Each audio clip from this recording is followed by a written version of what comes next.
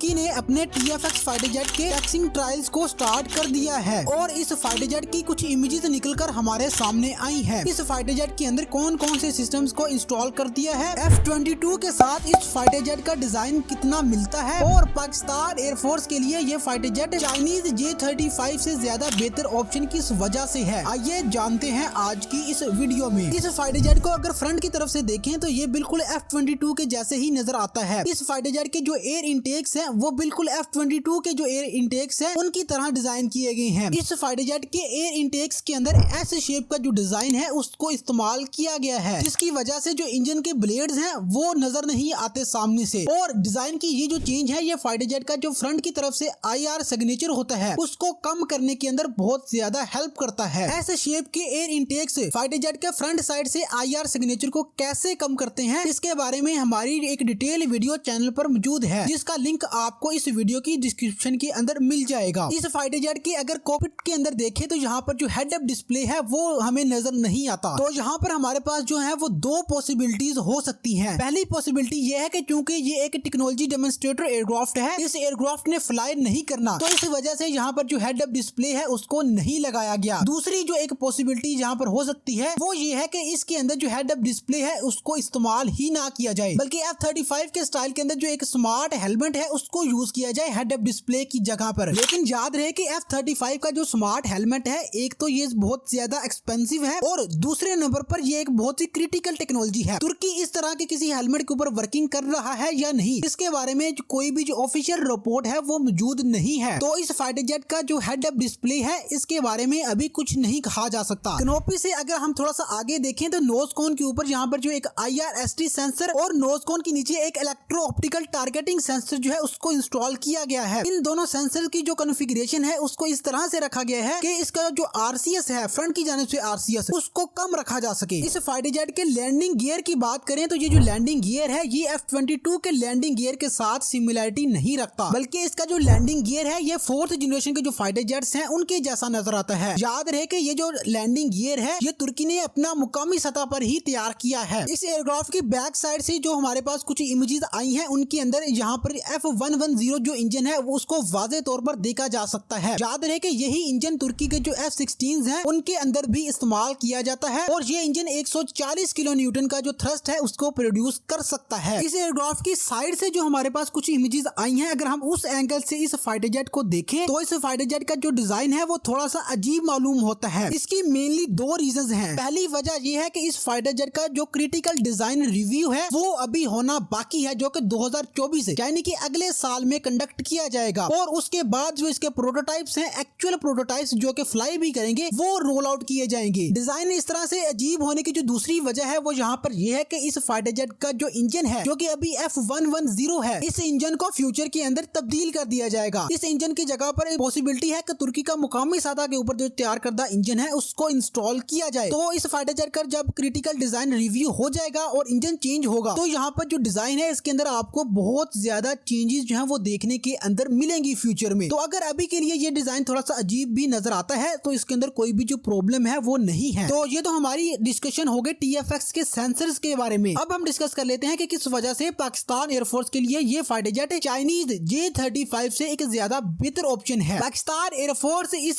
Programme का part है या नहीं इसके बारे में आज की वीडियो के अंदर हम डिस्कस नहीं करेंगे, ये हमारा टॉपिक नहीं है। पाकिस्तान एयरफोर्स की जानिब से ऑफिशियली अभी तक ये कंफर्म नहीं किया गया कि पाकिस्तान एयरफोर्स इस प्रोग्राम का हिस्सा है। अलबत्ता बहुत सारी रिपोर्ट्स जो है वो ऐसी मौजूद हैं जो ये सजेस्ट करती हैं कि पाकिस्तान एयरफोर्स इस प्रोग्राम का हिस्सा है। तो अगर इस बारे में बात की जाए कि किस वजह से ये फाइटर जेट पाकिस्तान एयरफोर्स के लिए एक ज्यादा बेहतर ऑप्शन है चाइनीज J-35 के कंपैरिजन में, तो जैसा कि आप सब जानते हैं कि बहुत जल्द पाकिस्तान एयरफोर्स अपने तमाम मिराजीज और F-7 फाइटर जेट्स को J-10 और JF-17 ब्लॉक 3 फाइटर जेट्स के साथ मुकम्मल तौर पर रिप्लेस कर देगी। इसके बाद पाकिस्तान एयरफोर्स की सर्विस के अंदर सिर्फ 3 एयरक्राफ्ट जो है वो बाकी बचेंगे, जिनमें पहला JF-17 होगा, दूसरा J-10 और तीसरा F-16। और जो F-16 है पाकिस्तान एयरफोर्स के, इनको पाकिस्तान एयरफोर्स 2030 के बाद जो अपना 5th जनरेशन का फाइटर जेट है उसके साथ रिप्लेस करना स्टार्ट कर देगी। तो अगर पाकिस्तान एयरफोर्स अपने 5th जनरेशन के फाइटर जेट के तौर पर चाइनीज J-35 को अपनी सर्विस में इंडक्ट करती है तो इस सूरत के अंदर जो हमारे तमाम फाइटर जेट्स हैं ये चाइनीज ओरिजिन की हो जाएंगे, यानी कि जो हमारी तमाम बॉल्स हैं ये एक ही बास्केट के अंदर चली जाएंगी। और ये जो सिचुएशन है ये किसी भी एयरफोर्स के लिए एक विन विन सिचुएशन जो है वो नहीं होती। इसकी वजह यह है कि जो हमारे रिलेशंस हैं वो किसी भी मुल्क के साथ हमेशा एक जैसे नहीं रहते। जियोपॉलिटिक्स के अंदर कोई भी जो कंट्री है वो आपका परमानेंट दोस्त या परमानेंट दुश्मन नहीं होता। तो नो डाउट कि अभी तो हमारे चाइना के साथ रिलेशन जो है वो बहुत ज्यादा अच्छे हैं, लेकिन इस चीज की पॉसिबिलिटी जो है वो मौजूद है कि फ्यूचर के अंदर जो हमारे रिलेशंस हैं वो चाइना के साथ खराब हो जाएं। तो इस सूरत के अंदर अगर हमारे तमाम फाइटर जेट जो है वो चाइनीज ओरिजिन की होंगे तो ये हमारी एयरफोर्स के लिए एक बहुत मुश्किल सिचुएशन होगी। और याद रहे कि ऐसी ही एक सिचुएशन पाकिस्तान एयरफोर्स 1990 की दिहाई के अंदर पहले ही फेस कर चुकी है, जब अमेरिका ने पाकिस्तान एयरफोर्स को मजीद F-16 की जो डिलीवरीज थी वो रोक दी थी और जो एग्जिस्टिंग F-16 थे उनके जो स्पेयर पार्ट्स थे वो भी देना बंद कर दिए थे। और याद रहे कि उस पॉइंट ऑफ टाइम पर पाकिस्तान एयरफोर्स का जो मेन फाइटर जेट था वो सिर्फ F-16 ही था। अमेरिका की ये जो पाबंदी थी इसकी वजह से पाकिस्तान एयरफोर्स को बहुत ज्यादा मुश्किलात का सामना करना पड़ा था। तो फ्यूचर के अंदर ऐसी किसी भी परेशानी का पाकिस्तान एयरफोर्स को सामना ना करना पड़े, इसलिए ये एक बहुत बेहतर ऑप्शन होगा कि हम अपने 5th जनरेशन का फाइटर जेट के तौर पर तुर्की का जो 5th जनरेशन का फाइटर जेट TFX है उसको अपनी सर्विस के अंदर इंडक्ट करें या पाकिस्तान एयरफोर्स इस प्रोग्राम के अंदर पार्टिसिपेट करे, बजाय इसके कि हम चाइना से जो J-35 फाइटर जेट है उसको परचेज करें। तो फ्रेंड्स,